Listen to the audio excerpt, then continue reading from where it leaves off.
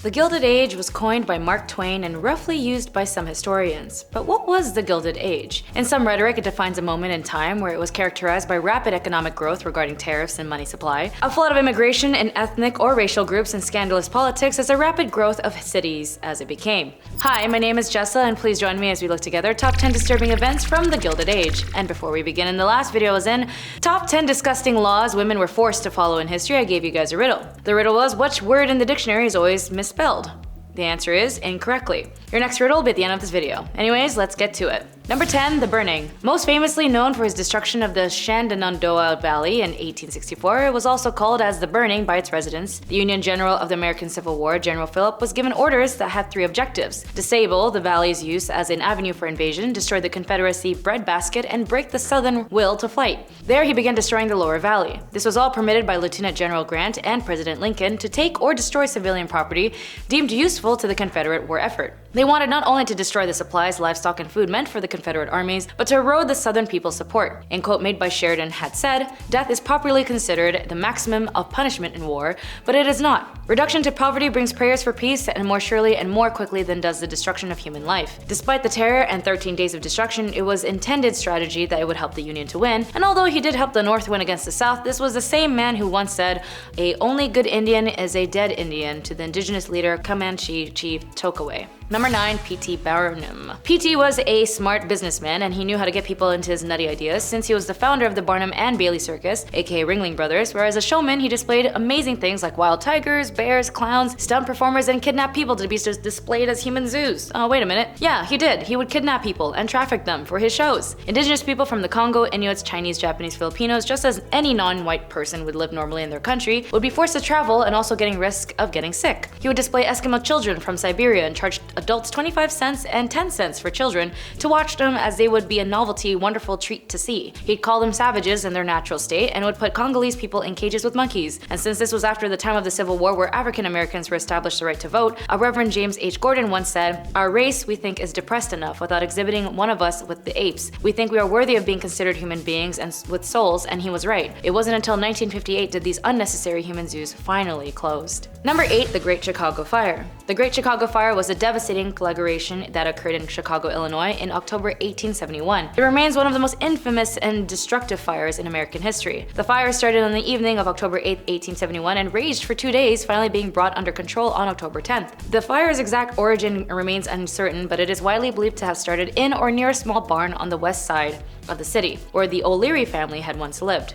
Due to dry conditions, strong winds, and the largely wooden construction of the city, the fire spread rapidly, engulfing entire blocks within minutes. The fire consumed approximately 3.3 square miles of the city, leaving over 17,000 buildings in ruins. It is estimated that about 300 people lost their lives, although the exact number is still uncertain. The Great Chicago Fire left an estimated 100,000 residents homeless and caused a widespread devastation. It was one of the most significant urban disasters in American history, and the Chicago Fire prompted cities across the United States to reevaluate and strengthen their fire prevention measures, including the implementation of stricter building codes and improved firefighting capabilities. Number 7, Panic of 1873. Also known as the Long Depression, was a severe economic crisis that began in the United States and quickly spread to other parts of the world. The Panic of 1873 was triggered by a series of events including speculative investments in railroads, overproduction of goods, and financial mismanagement. The J. Cook and Company, prominent banking firm heavily invested in the railroad industry, declared bankruptcy on September 18, 1873, and this event served as a catalyst for the financial panic. The Panic of 1873 had significant international repercussions affecting economies in Europe and other parts of the world. It became known as the Long Depression due to its extended duration. The Panic of 1873 had lasted impact on economic thought on policy making, and it served as a backdrop to debates over monetary policies, regulations, and the role of government in economic affairs. Number 6, labor union rise. During the Gilded Era, where roughly spanned from the 1870s to the early 1900s, the rise of labor unions played a crucial role in advocating for workers' rights and improving working conditions. As we know, there are many strikes that's been happening right now. Many workers face long hours, low wages, unsafe working conditions, and limited job security. In response to these challenges, workers began organizing themselves into labor unions. The NLU, or National Labor Union, was founded in 1866 and was one of the earliest national labor organizations in the United States. It sought to improve conditions for workers through collective bargaining and lobbying for labor reforms. The Knights of Labor was founded in 1869,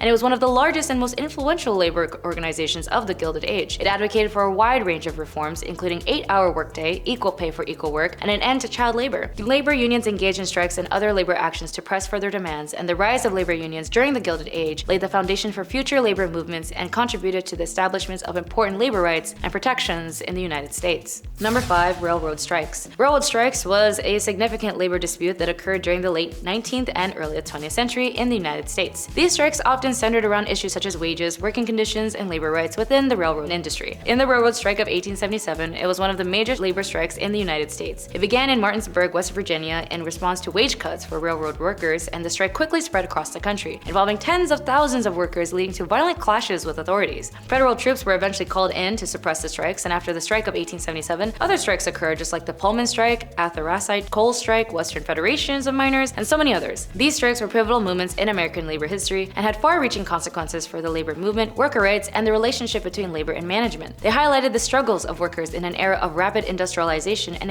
economic change, and they played a role in shaping labor laws and regulations in the United States. Number 4. Ring ring. If you're watching this video off your phone, some of you might know that when it comes to technology, it didn't always have a screen that was accessible in your pocket, but a giant box with a handle and a speaker on each end. In this era was the creation of the one and only phone. He was best known for inventing the telephone, which has revolutionized communications and earned him a place in history as one of the most influential inventors of the 19th century, aka Alexander Graham Bell. On March 10, 1876, Bell spoke the first word transmitted by his telephone to his assistant Thomas Watson: "Mr. Watson, come here, I want to see you." This marked a monumental achievement in communication technology. Number 3. Tammany Hall. Tammany Hall was a powerful political organization in New York City that played a significant role in the city's politics for much of the 19th and early 20th century. It was formerly known as Tammany Society and was originally founded as a social club in the late 18th century. However, it evolved into a political machine that exerted substantial influence over the city's political landscape. Tammany Hall became the dominant political force in New York City, effectively controlling city government and influencing state politics. But also, Tammany Hall was notorious for political corruption, with instances of embezzlement, bribery, and fraud. Boss Tweed in particular became a symbol of this corruption, and by the early 20th century, Tammany Hall's power began to wane due to various factors including internal divisions and the emergence of reform-minded politicians. The organization officially disbanded in 1960s, and the term Tammany Hall has become synonymous with the urban political machines and political corruption. It also been featured in literature, films, and other forms of popular culture as a form of political manipulation. Number 2. The Chinese Exclusion Act. The Chinese Exclusion Act was a significant piece of legislation in American history. Enacted in 1882, it was the first federal law to explicitly restrict immigration based on nationality or ethnicity, which ironically in 1870 they did have a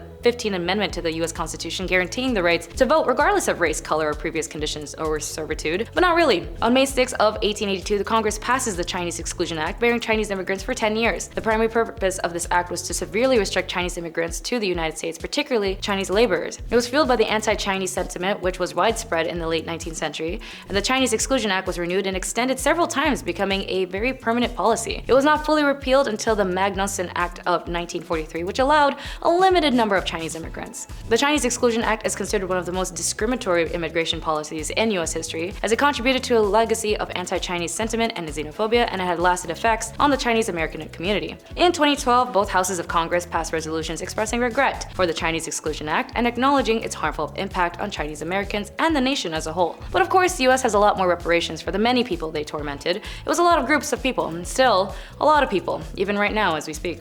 Number 1. Lynching left and right. Of course, we're going to talk about this era. You know I will eventually talk about these issues that ricocheted into the attitudes that built our society into its current struggles. Between 1882 and 1899, over 2,500 black men and women were lynched, and almost half of them between 1889 and 1899. Of the victims, 2% were women, and accusations of physical harm on white women, and occasionally acts of the killings were usually excuses for lynching, along with a host of lesser allegations. The largest lynching in US history were in 1891 New Orleans lynchings, the death of 11 Italian-American and Italian immigrants in New Orleans by a mob for their alleged role in the death of a police chief, David Hennessy, after some of them had been acquitted at a trial. It was one of the largest single mass lynching in American history that we know of. Thankfully, a woman named Ida B. Wells Barnett, a fiery journalist, lecturer, and civil rights militant, was best known for her tireless crusade against lynching and her fearless effort to expose the violence against black people. She launched a campaign to publicize the horrors of lynching and began writing and lecturing about it across the country. She wrote 2 pamphlets entitled A. Red Record, Lynchings in the United States, and Southern Horrors, Lynch Laws in all its phases. In those words, she wrote 241 lynchings and in her efforts helped with her writing to the progressive era. What a time it was, the Gilded Era, where times like fancy parties and cool drinks and redlining communities that weren't white was very common despite the large influx of immigration. But it's not like that today. I mean, sure, things are different today, but it's not like the problems we had back then are repeated again. It's not like we have corrupt politicians or